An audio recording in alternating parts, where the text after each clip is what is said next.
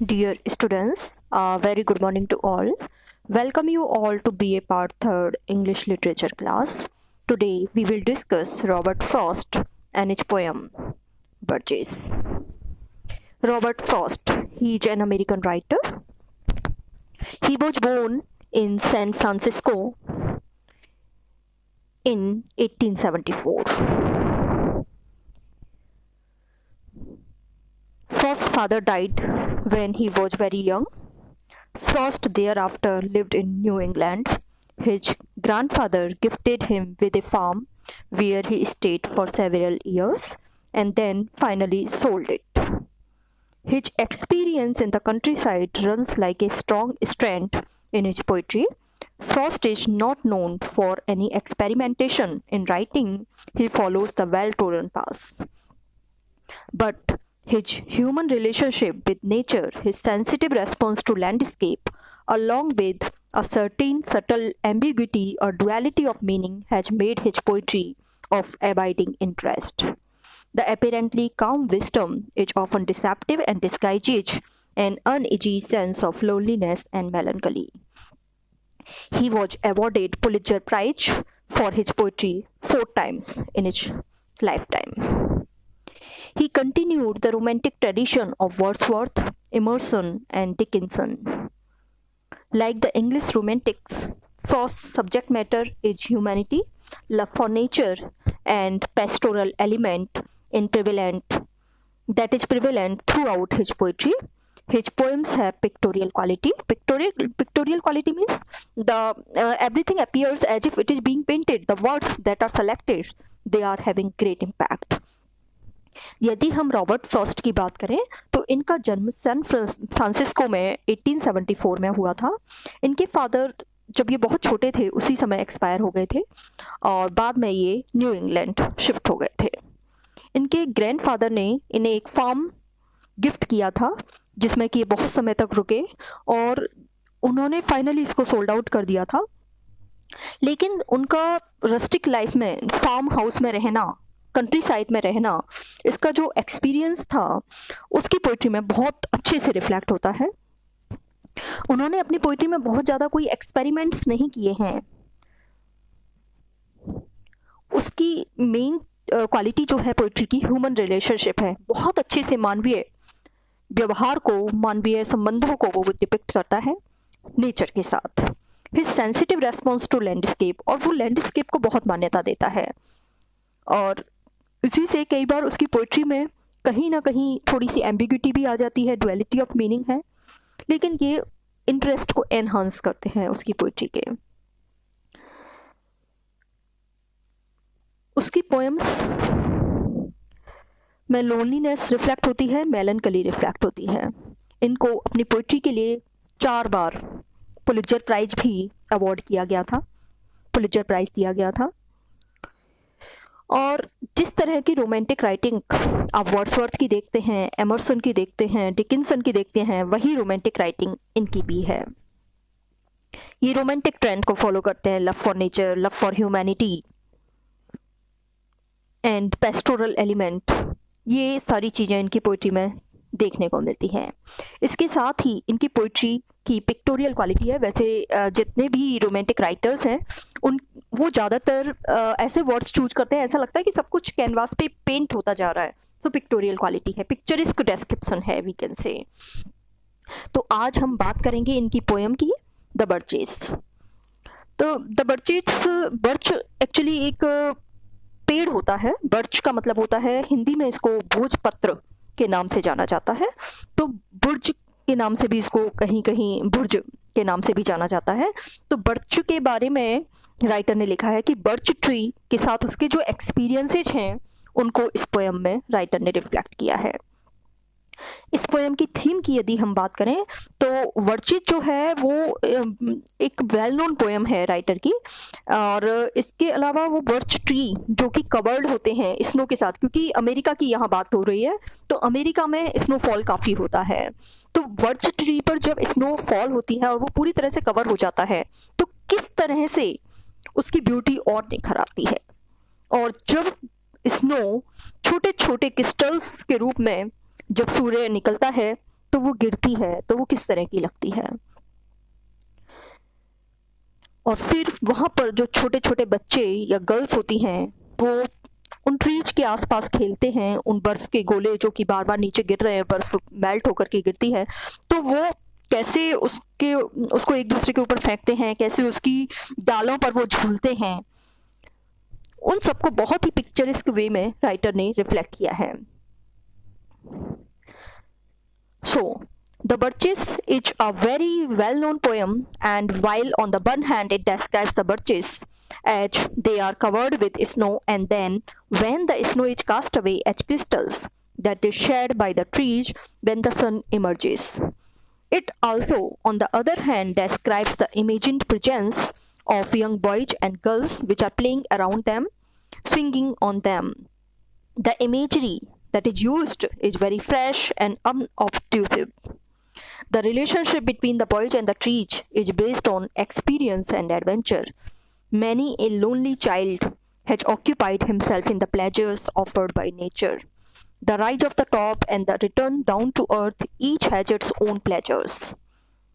So, this poem talks about all the beauty of nature that is reflected in the presence of the birch tree.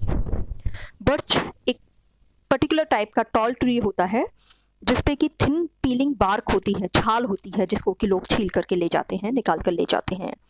और बहुत सारे तरह के होते हैं birch tree. Silver birch tree होता है ना, उसका जो ट्रंक होता है वो सिल्वरी वाइट होता है और ब्रांच भी इसी तरह की होती हैं।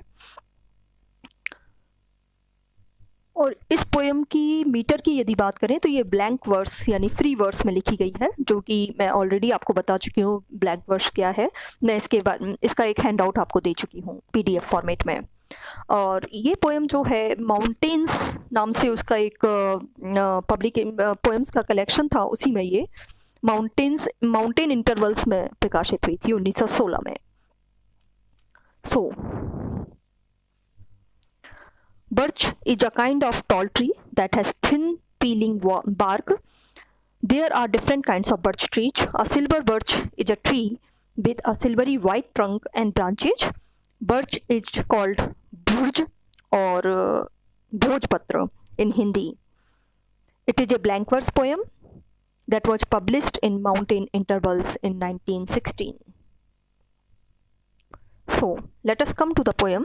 When I see birches bend to left and right across the lines of straighter, darker trees, I like to think some boy has been swinging them. But swinging does not bend them down to stay. Ice storms do that. अब writer क्या कह रहा है, जब वो birch tree को देखता है तो ये झुका हुआ है, कभी लेफ्ट की तरफ कभी राइट की तरफ। झुका हुआ इन द सेंस इसकी ब्रांचेज झुकी हुई हैं।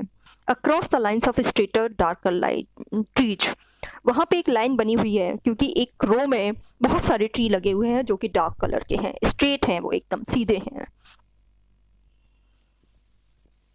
Across the lines of straighter dark trees I like to think some boy has been swinging them.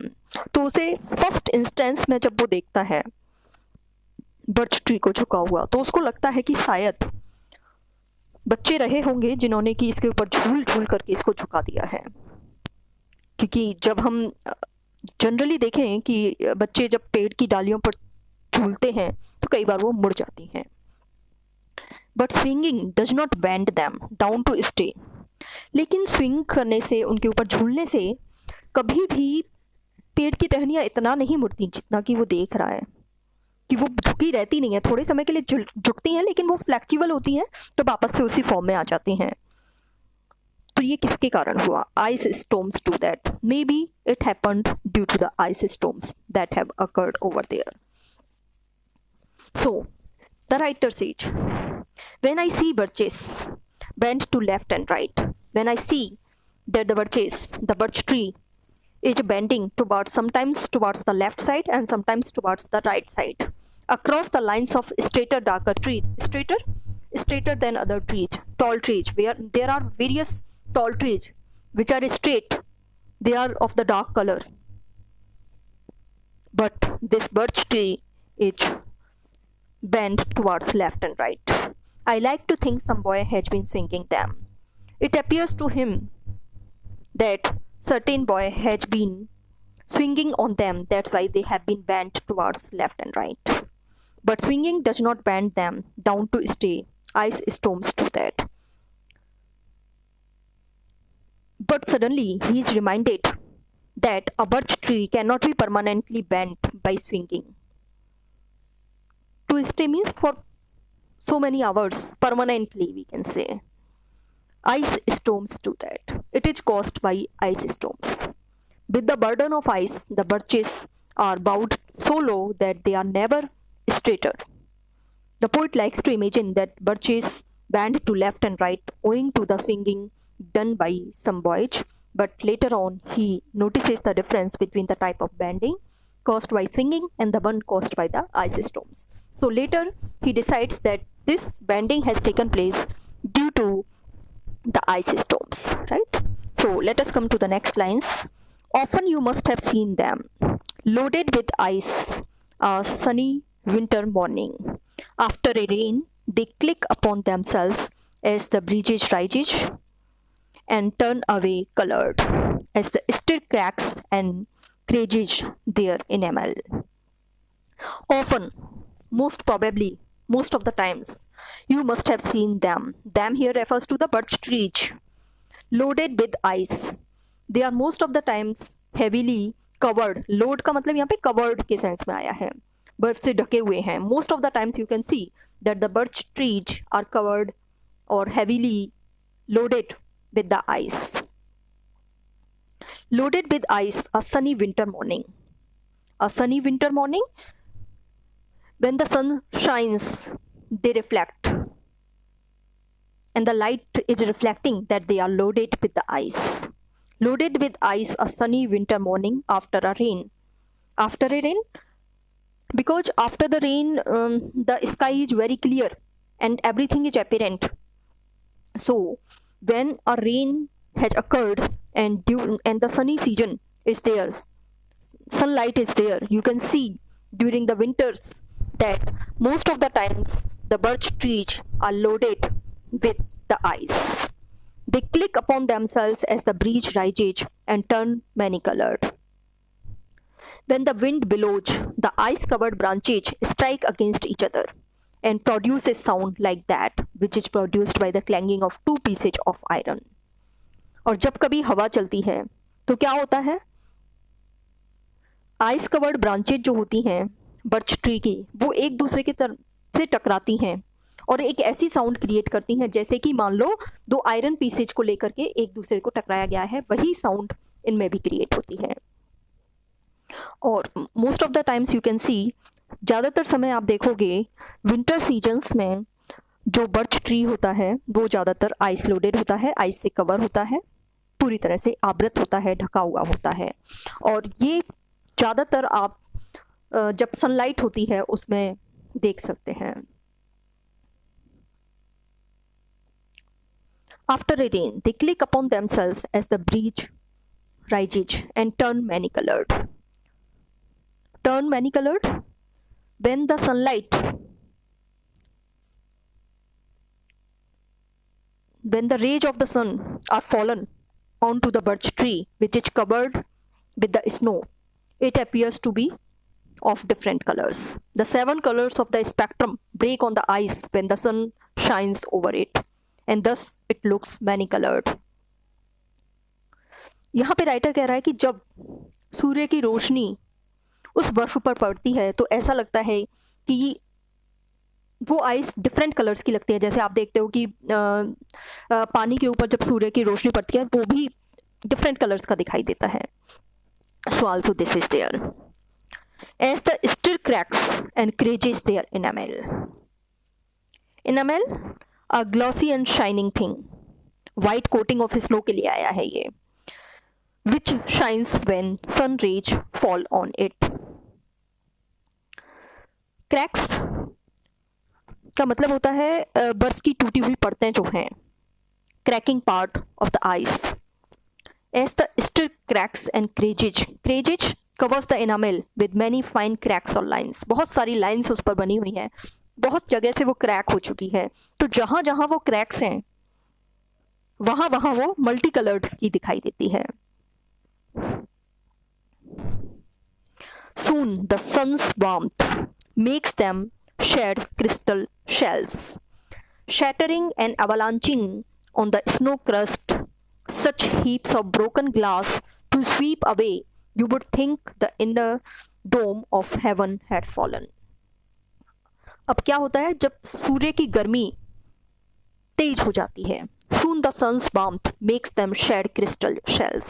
तो सूर्य की गर्मी जैसे जैसे बढ़ती जाती है, क्रिस्टल्स जो फॉर्म हो चुके हैं, छोटे छोटे पीसेज जो बन चुके हैं आइस के बर्च ट्री पर, वो धीरे धीरे गिरने लगते हैं।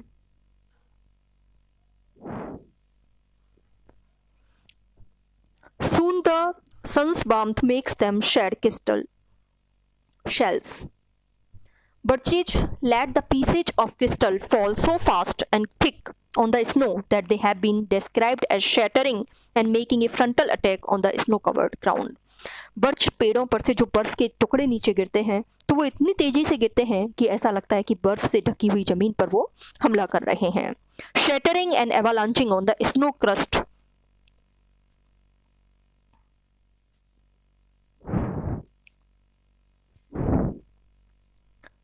Avalanching come falling down, shattering, breaking the ice below.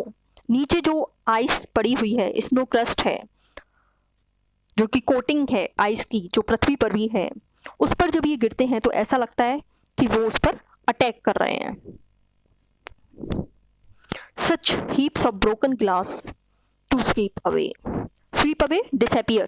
Sweep का मतलब होता है छाड़ना, यहाँ पे disappear के सेंस में आया है, खत्म हो जाना।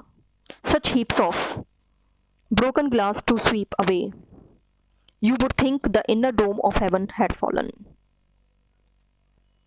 The crystal ice is compared to heaps of broken glass. The poet imagines that the inner dome of heaven had fallen, and there were lying the pieces of that dome.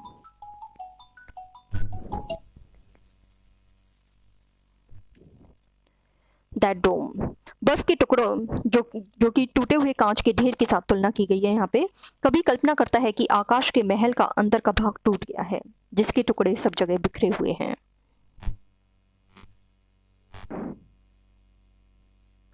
So let us come to the next part.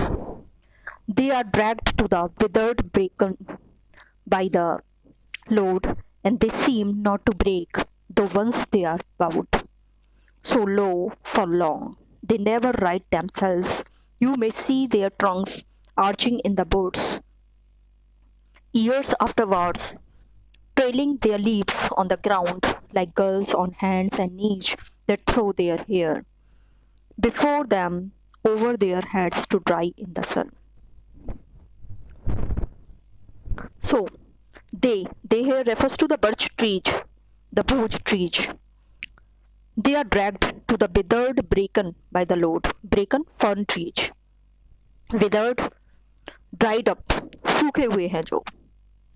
Withered bracken. Bracken is a fern abundant on heaths, hillsides, etc. And it has been described as withered because it seems to have been dried up and looked rather withered and dreary in appearance.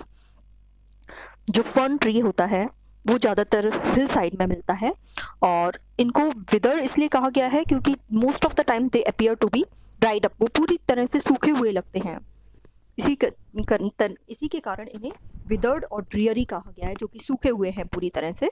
तो उनके ऊपर ये birch tree, they are dragged to the withered bracken by the load, और उनकी तरफ पूरी तरह से झुक जाते हैं लोड के कारण। And they seem not to break. They are flexible, that's why they did not break, though once they are bowed.